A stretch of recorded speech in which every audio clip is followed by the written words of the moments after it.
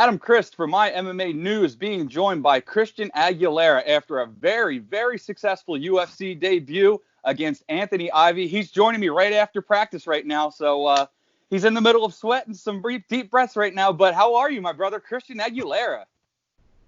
Doing good, man. Feel good. Back to the work this morning, so yeah, man, feel good. Nothing hurt, so I was happy. Good fight.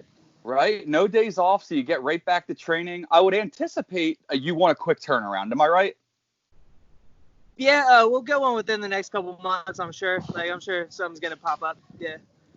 So, like we were talking about before we started, you've been all over the map between, multiple CFFC, RFA, King of the Cage. Like, the list goes on as far as the regional shows. So this has to be a long time coming, and the feeling just has to be absolutely undescribable. Can you try and describe it if you can? Yeah, I still don't know, man. I still haven't fully processed it. It still doesn't feel real. It feels like I don't know. It feels like I'm gonna wake up pretty soon and this isn't gonna be happening. But man, my email watch the fight again. It's all there. It's all on paper. So it fucking happened. So I'm just happy, man. I'm super happy, super grateful to be in this opportunity, this position. So this is your 20th pro bout. Was there ever a time where you might have thought, between the skids of losses and the win streaks and everything, was there ever that thought process that maybe I might not get to the UFC? It's starting to get a little annoying, and then finally when that call happens, it's just elated, right? Or did you ever get that notion at all?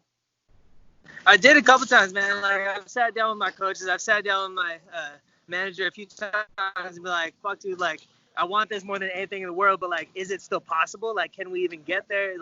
Because I don't know, a lot of you see some guys with suspect records in the UFC, but for the most part, it's always 15-1, 8-1, just one loss, 2 losses. But I do have a few losses, but I don't know. I feel like all of them helped me gain experience, man. But there was a couple times I was just thinking I don't know if I'm gonna get that call ever. But when it happened, I was so happy, man. It was crazy. So you were talking to Paul Felder after the fight, and you were saying you didn't know that you had him hurt. When did you realize that you finally had him up against the cage, hurt, and it was time to go in and let that killer instinct go? Once he hit the cage, I kind of noticed, but I hit him for the first part. He took 2-3 steps back, covered up, and then he finally backed his back against the cage, and he kind of crossed his feet and stumbled. So once I saw that, I was like, oh, I hurt him. And I started moving closer. I slapped that jab a couple times to see what he did, and he covered right up. So I landed that 2 over the top, and we just started going to work. Yeah. Did you anticipate such a quick finish for your UFC debut? Nah, man. I watched all of Ivy's fights. I've seen he's a tough guy. He's been hit before. He's been cracked before. And he usually just ends up going for a shot. That's when he waits for you to come in so we can get the takedown. So I was thinking he was going to weather the storm, come back and get a takedown. So with the past 2 weeks, man, it had to be a whirlwind of just emotions and feelings and everything. What was the last 2 weeks like for you? Getting the call, having to make weight, getting it pushed to a week later, everything going into the mix of it. How was it all in your head? Yeah, man, it was like a Thursday to a Saturday. So 2 Thursdays ago to a Saturday, and then this happened. It's crazy. Yeah, it was nuts, man. It was definitely emotional. I had to check myself a couple times because I felt myself thinking fuck, dude, we did it. Fuck, man, we got the call. You're fine, dude. It's your interview. But yeah, I felt myself getting emotional. I felt myself I teared up a couple times just thinking about it. On my end, we still have work to do, dog. We'll do all this after. We'll deal with it all after. So I'm kind of dealing with it all right now. And I don't know. It just feels good, man. I'm just happy. Just super happy about it. So I gotta ask, man. What does it mean for you as a martial artist? I mean, everybody as an MMA fighter, their grand scheme is the UFC. Some people say ONE FC overseas and everything, but obviously the grand scheme, you want it to be UFC. Can you explain as a martial artist how it feels to you to finally make it to the show, get that huge win under your belt, and finally, things are on the positive prospect? You've made waves in your UFC debut, so it's nothing but looking up from here. So as a martial artist, what does that mean for you?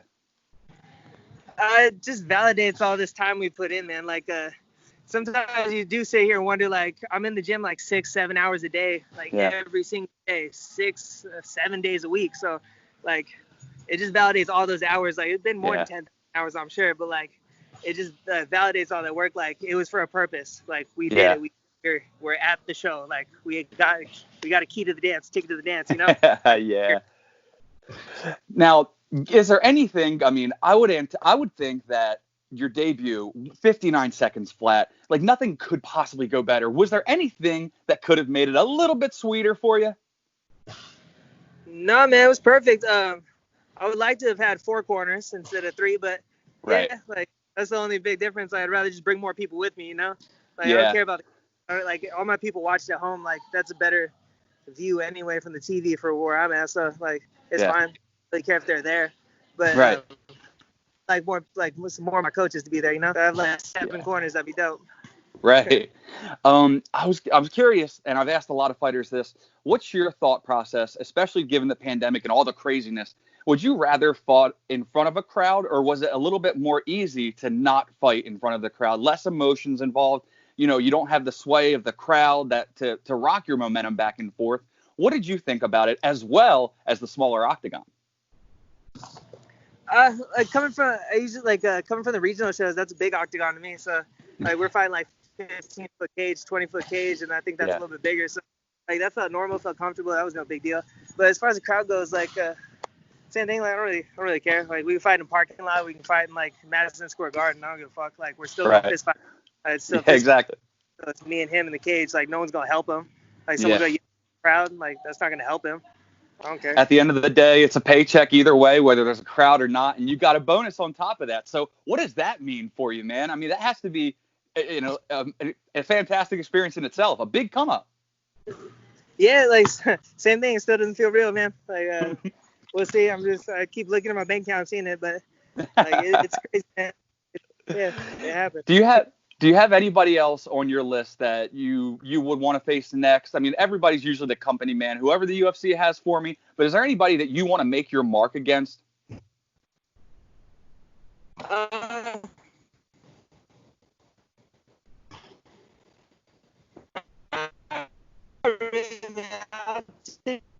Like I like finding out I can swing like anyway, but other than that, I don't care. I'm sitting on a vision. I'm sure my manager is together, and we'll just see where we end. Awesome, man. Well, is there any final words that you want to deliver to the fans? What they can expect from you? Some more of that punishment, that brutal force, that right hand.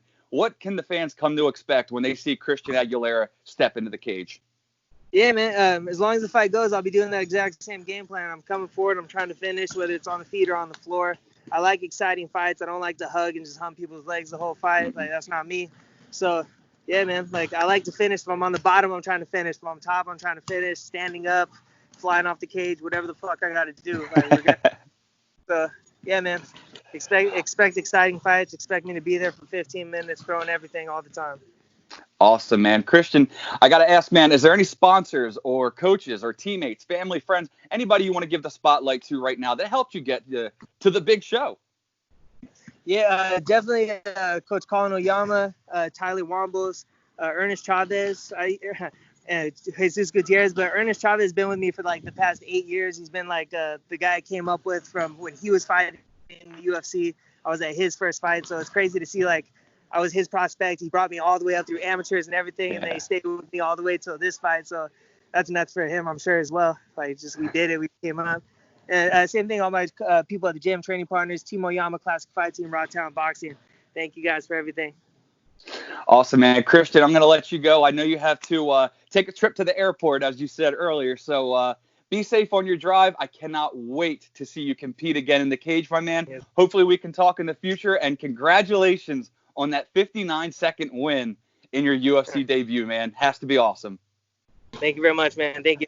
There he goes, Christian Aguilera, after a very, very successful UFC debut against Anthony Ivy, and it was just 59 seconds flat. And make sure you keep up with Christian Aguilera for future fights, and make sure you keep it locked to mymmanews.com for all your fight news needs.